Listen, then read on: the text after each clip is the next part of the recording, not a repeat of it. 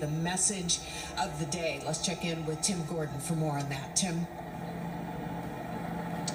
Well, I'll tell you what, Tracy, we got a really up-close look at this, and it is really something else. We've talked to several city leaders, Commissioner Dan Saltzman in charge of the Fire Bureau, the Mayor, Charlie Hales, and also the Union President for the Firefighters Association, all just giving major kudos to firefighters. I'll give you the view from up here just above 23rd and Gleason.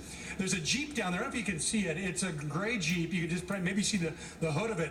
That thing was buried by the building that collapsed, that was blown up, basically fell on it. It was parked on Gleason, and the building covered it. They managed to get it out. It's something else to see that they've got it out now. The flashers are flashing on it. The firefighters they're trying to push it out of the way as they work on what's happening down there on the scene.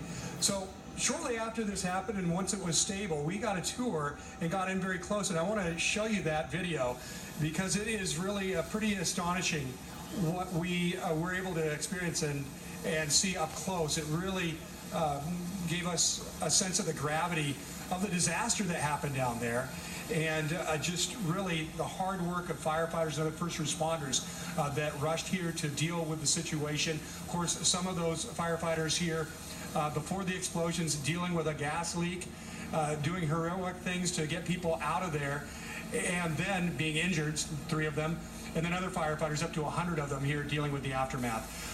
Portland's Mayor Charlie Hales toured the scene as well, and here's what he had to say about their work. In a pocket if a bomb went off, and so therefore, you know, we got to make sure that there are no victims that we don't know about. We believe that's the situation. So again, huge credit to the Portland Fire Bureau for getting on scene, sizing it up, getting people out of the way. Yeah, the mayor basically calling it something that looked like a war zone here. He got an up-close look as well, like we did. Something we learned just in the last hour in this news conference, one of the really heroic things that happened down there was that the first crews in, a lieutenant actually pulled the fire alarm in the building. Now, that's something they don't normally do in a gas leak situation. They may go door to door, get people out that way, but it's not protocol to pull the fire alarm and to set that off to get people to evacuate. But that's what they did. That's what he did, initially getting here and realizing that it needed to happen fast, this evacuation, and get people out. So that move to pull that fire alarm and get people out as quickly as possible very likely saved lives, saved more injuries at least. One of the heroic efforts here at 23rd and Gleason. Guys, we'll send it back to you. Boy, so stressful, right? And one of the many decisions today, as the officials said, that clearly saved lives. Yeah. Joe, I was just asking you, who does all of this work? Is it the firefighters who have to pull all of this apart, too? I mean, is that part of your firefighting training? Yeah. That you have to do the demolition, well, I guess, until it's safe, exactly. Right? And also so that they can better determine how and where this started, how it happened, and how they can keep it from happening again. Yeah. So I'm sure they are a big part of what happens from here on forward.